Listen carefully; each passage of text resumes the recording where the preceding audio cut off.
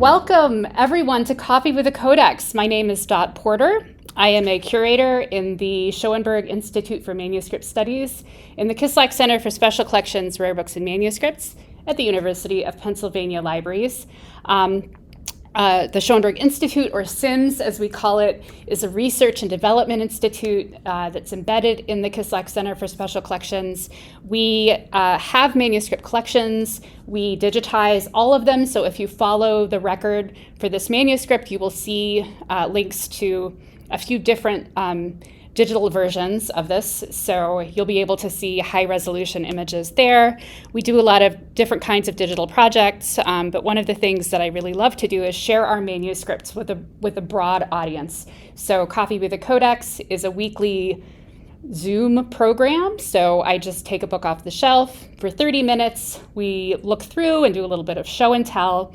This is very informal. If you have been here before, you know the drill. If you have questions or comments, put them in the chat as we go. I will keep my eyes on the chat. My colleague Amy Hutchins is our cataloging librarian, manuscript cataloging librarian, and she will also answer questions as we go. She's amazing, and I'm so glad that she is on as my co-host every week. And yeah, so there we go. So what we're looking at today is this little manuscript here. It's an old favorite.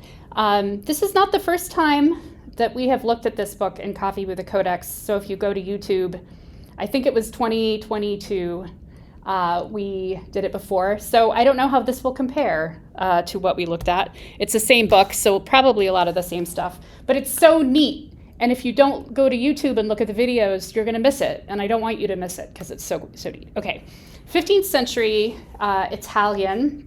It is written, there is text in it, in both Italian and in Latin. And we'll take a closer look at that.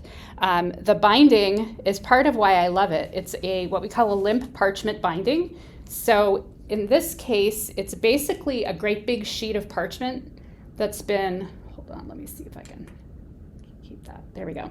That's been folded over. So you can see it was folded here and then folded, it was folded up and then folded down and then folded in. And it has these leather tabs that are here. This is holding the, or was originally, it's sort of coming apart, holds the text block to the binding. And these little tabs would have originally been longer, and you would have tied them up. Those of you who were at our last meeting, we looked at a facsimile of the Voynich manuscript, which has a similar binding, and they actually had the ties, so I was like tying it and untying it. And there's the back one there. I'll say more about this in a minute. But there we go. So that's the outside. It says herbario on the front, which means herbal. So immediately we know what we're getting into. So what is interesting about this manuscript? There's a lot.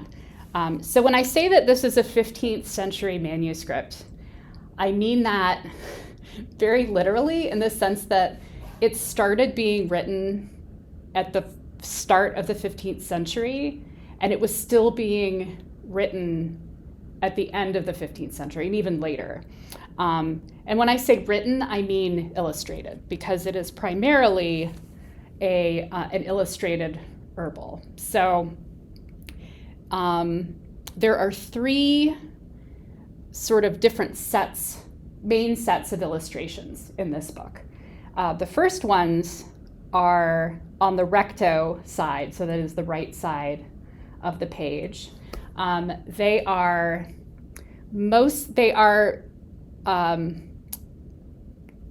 They don't necessarily look like real plants.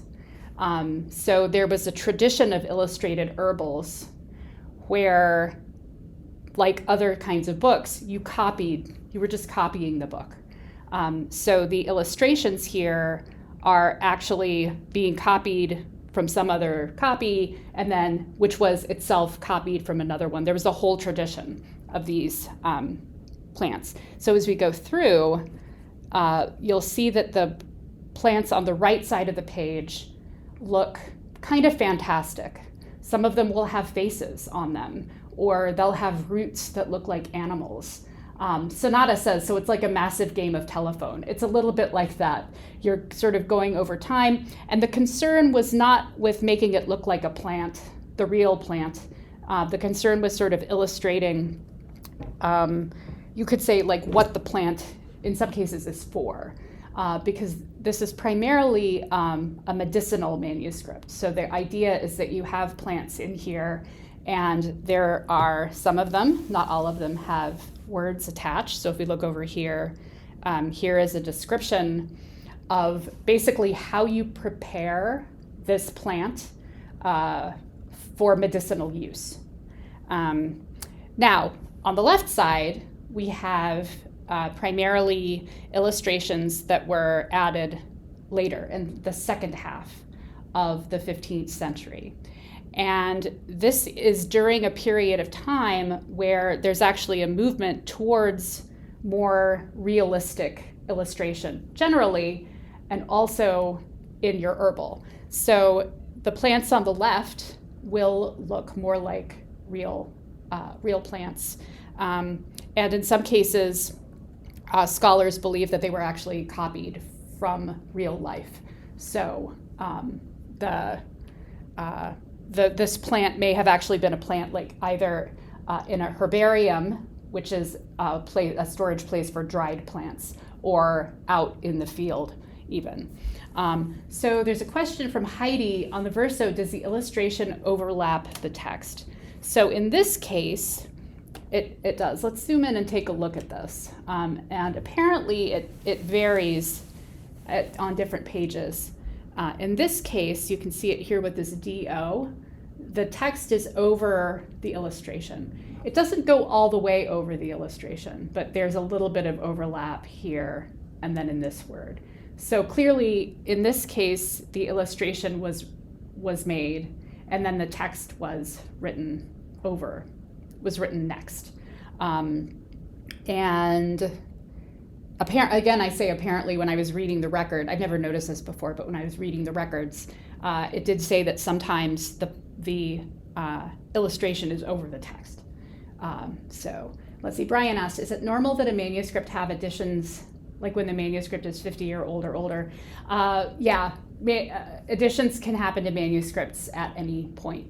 People in the past were not shy about adding things. How exactly it happened or why in this case is not entirely clear. Whether it was, because we don't know who made this or where it was, or if it was a family or a community. So was it a community thing and someone did the first part and put it on a shelf and then someone later found it, or was it family, or did it get passed to someone else? I don't know. I don't think we know. All right. Then we're going to look at the top. We're going to look at more, I promise. I'm just getting the sort of background out of the way. Up at the top, you're going to see, in this case, we have two labels, Bona Facia, and I actually, let's see, I have a list. Bona Facia, possibly Stachys palustris, and I don't know what that is. So I have a list here. Someone very helpfully went through and made a list of what all of the labels are and what they could possibly be. As I say, it's sometimes hard to tell because we might not know the terms, and the plants don't necessarily look like what they're supposed to look like. We're more likely to be able to identify the ones over here. I believe that the illustrations and the labels that look like this were made at the same time. So whoever made this illustration also may have done this. And then later text was written in a different hand. So this is a later hand that was written around the time of that. Okay, so let's keep going. I mentioned faces. So here's some faces. We do not know what this plant is. You can see that this one has much more realistic looking leaves there. And then you have, here is a primrose. wait, is that right? No, this is Eleusia. Alleluia. I'm not a plant person. So this is apparently a plant that is identifiable. If we turn the page again, this is a primrose. And I believe that this is identifiably a primrose, like it looks like a primrose. And this is Bethany, which I don't know if that necessarily looks like it. And you can see up here, these are both labeled with slightly different hands. So we can see that this was done earlier than this one. There's a third set of illustrations, which we'll get to. Here's another one with the text written over the roots there. And I'll say more about it when we get to those, which are also later illustrations. While I'm sort of turning the pages, I will say that the last time I showed this manuscript, there were a couple of people who contacted me afterwards, including Karen Reed, who is, I believe, on the call. And so for the past few years, we've actually been doing a project where we have transcribed all of the text, and we've started translating it, and we're going to be putting it in we're going to make an online edition of it, basically. So especially if you know Italian and you are interested in this manuscript, send me an email after if you're interested in being involved in that project, because we'd love to have you. Okay, I stopped here because there's a lot going on. First of all, here is one of these roots I was talking about, it's like a little creature, but it's also the root here. And then over here, this is one of the third style of illustrations. It's more pen, there's a little more pen work. This almost looks like a little person with like arms held out to the side.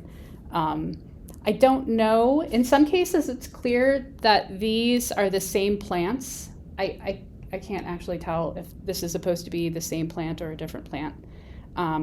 But it has, the text again is written around this one. So the text was made after both of these were written. And regarding the text, someone is asking, if it is for medicinal use, why isn't there text on all the pages describing the use? So the notes on medicinal use were added when these later ones were added, so not with these. And so I guess it's possible that whoever added the text just didn't know what these plants were, or they didn't have text. Presumably they were copying this text from somewhere else. So maybe these plants weren't covered in whatever they were copying from. So it's possible, it's clear that this manuscript was pulled from different sources. So there's this set of plants, and then there's these plants, and then we have these other plants, and then we have the text. And it could be that they're from different places. So they might just not have had the text for that. So that's I think is probably the reasoning for that. Tex is asking, are there any notations on who were the authors or artists? And Amy says, no, we don't have the names of any of the creators. Brian, it's a copy of a copy. It's probably a copy of a copy of a copy of a copy of like more than this. Oh, and Michelle has some, let's see, the two Bonifacia illustrations contrast two marsh plants. All right, I think that might have come up even the last time we did this, so yeah. All right, so here's another one where we have text that's written over the plants. We have two, let's see, I see major and minor. Centauri, major and Centauri minor, so they look slightly different. And this seems to me, again, like an indication of how these are kind of meant to be realistic. And then we have this little guy over here, and there's a couple more of these. It seems to be the same artist as this one. And what exactly he is doing is not clear to me, but in conversations we've had in our project group, we think that this is it's related to maybe what the plant is for. So in a lot of cases, the plants, especially the ones on the right side, so the sort of more fantastic plants, are sometimes parts of them look like what the medicine is supposed to be for. So let's say you have a plant that is to, if there's something wrong with your heart, you take the plant. If there's something wrong with your heart, you take the medicine made from the plant. So the plant looks like a heart in the illustration. This is sort of the idea. So that's what those little guys might be as well. And then I just love these crazy, monstrous, almost looking roots. Sorry, I know I'm going slow, but I just love them all. All right, let's see. Heidi said something about bestiaries. Give me a moment to, let's see. For bestiaries, separate books of model illustrations circulated apart from the texts. Was this the case for herbals also? Oh, I don't know. I mean, that would, it would make sense. I don't know. I'm not a specialist in herbals. This is something. If you're new here, you'll learn this about me. I am a librarian with a very keen interest in books as physical objects, and not an expert mostly in the contents. So I don't know if there were model illustrations of herbals, but it would not surprise me. It seems like something that you would want to have. Oh, look at that. That's so pretty. I love these. I like these too, but the more realistic ones are just really nice. So here's one where the person who wrote the text did add text to this older page. And this same sketchy artist, the third one, has also added a plant. And I don't know, again, like, is this supposed to be this plant or that plant or something else? Was there an empty space that they were filling in? I don't know. So speaking of these sorts of plants and how they looked like what they were supposed to, there's a term for that, look for what they were supposed to be making better. So here are some plants that have roots that kind of look like hands. Law of similars, that might be what it is, Elena, thank you. Doctrine of signatures, I think that, yeah, one of those, doctrine of signatures. But you treat your hand so it looks like a hand, so the root looks like a hand. Whether or not the root actually looks like a hand when you pull it up out of the ground. Here's another, that's a very hand. And this is the realistic one too, so that is kind of interesting. Here we have the older one and this newer one. I think this is pretty clearly supposed to be the same thing, although I don't know, again, what it is. All right, I'm gonna move on because there's a couple of things I wanna show you. Let's see. There's just some ones that you might know. Here's another sketchy one with these. I think this is one of my favorite openings in the book just because of the contrast between, this is a very realistic looking plant, and then this is not. And then there's this guy who's kind of a copy on the side. Tess, Palma Christi. So the root looked like a palm. There we go. That's what was happening with the hand-looking one, right? So they're getting it from the name. They're getting it from the use. Karen Reed coming through with the link to a chapter, which I will also include in the YouTube videos. There's another one of those. So it's just a really neat example of a book that was used over a long period of time and continually added to. I do think that the text is all written by one person. That is the main sections of text. There are different hands that are making labels and page numbers, but that. All right, so, X is asking about information regarding the pigments used.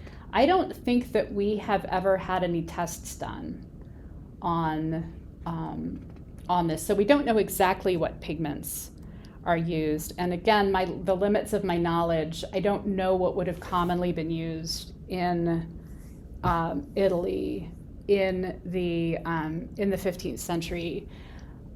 You know, most pigments, you kind of use what you have.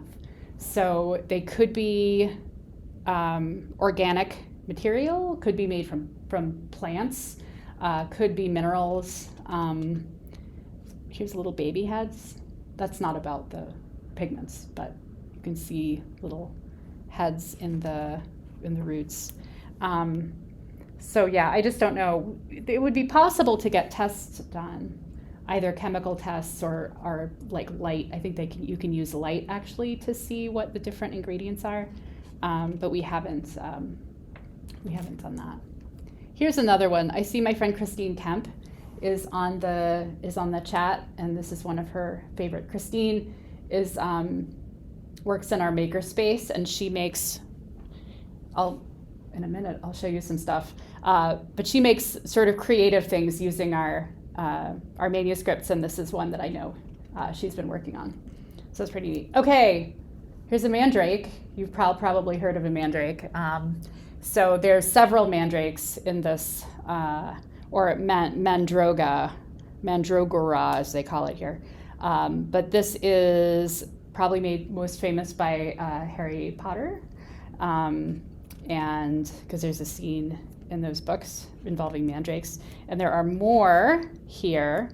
So this is our second illustrator, or our third illustrator, and it looks like it's interacting with, maybe this is the second illustration, because we've got this combination of the sketchy and then these colorful leaves. So this is sort of a fun page. So the idea of the mandrake, if you're not familiar, is supposedly you pull the root up out of the ground and it screams and hurts your ears. And so supposedly what they would do is you would tie a rope around a dog's neck, and then the dog would, and then you tie it to the plant, and then the dog runs and pulls the plant out. So that's why you have the dog here. And then here we have, so this is another Mandroga femina, so this is the woman, and then here's the man, and he also has a dog there. So that's sort of interesting. X is asking, is it poisonous? I don't actually know. I don't know enough about the mandrake to know if it's poisonous, and that's why people didn't want to touch it, but maybe so. Michelle says yes. Okay. So here's a guy who gets around, and I mentioned Christine makes little creative things. So she's made a little plushie of him, and he's a great. Yeah, it's very cute. It's very cute. So I stole him, and he lives in my lab now, and there. But this is so he's kind of a favorite, and we call him the blue beet. But apparently, I looked this up. He's woad. He's woad. Oh, Lisa has a T-shirt with the beet guy. That's great. He's actually woad, but I'm going to keep calling him the beet because blue beet sounds good. So I'm glad to show him to you. Yes, plush woad. He's really great. But there's so many other great guys in this manuscript. So here's another kind of, actually, this is an even later one. This is, I think, like 17th century edition. So again, there was an empty page, and somebody wanted to draw a plant, and so they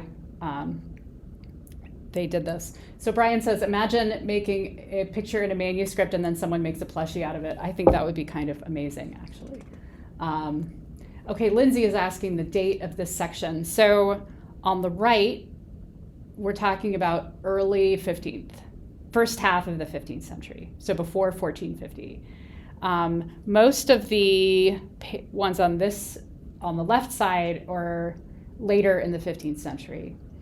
And then a couple of these two actually are later than that. So I think 17th 16th or 17th century, but later.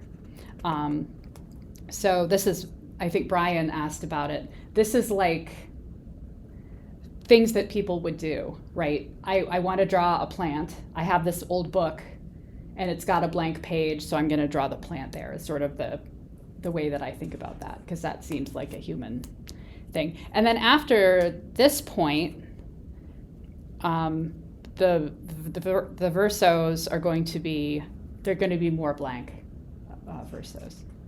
I think there's not, yeah, see there's more of these sketchy ones. But for the most part, we're just going to have this. So this is what the book would have looked like originally without the other additions here. Let's see if we can, oh, there's another one of these roots. Oh, Brown, you paint with woad. That's very cool. Here, and here's, I'm not sure exactly what this is, because it doesn't look like it's actually the root, but it's like a little guy kind of attached to the root. It's kind of fun. Elena asks, were pages purposefully left blank with the thought that they'd be filled by future readers/users?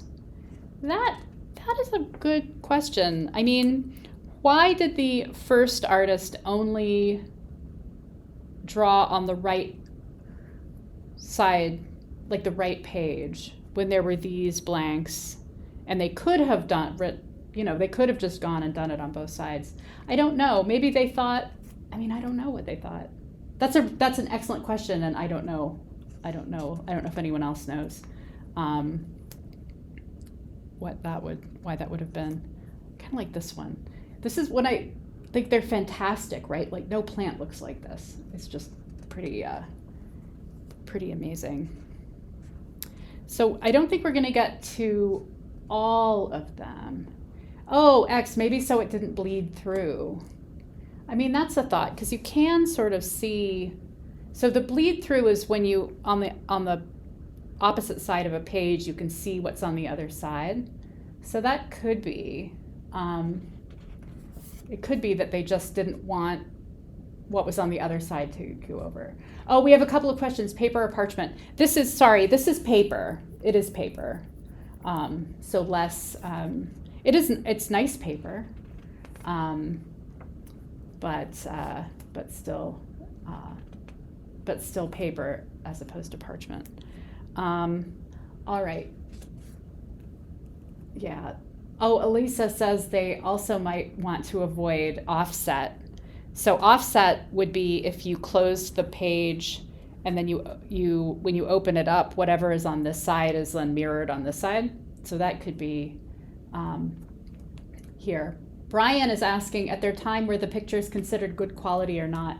I have no idea. I don't know what they thought. So I'm skipping to the back, because if you want to see the rest of these, I do encourage you to go online and look at them as you wish. I just think the way that this manuscript ends is wonderful, because we have all of these different versions of plants from the whole 15th century and then a little bit later. And then this is an ink, like a stamp of a real leaf that's been stamped in. So you have like more or less realistic, and then like this is just a leaf. And I just think that is delightful and a nice way to end. And thank you all for joining me. A print.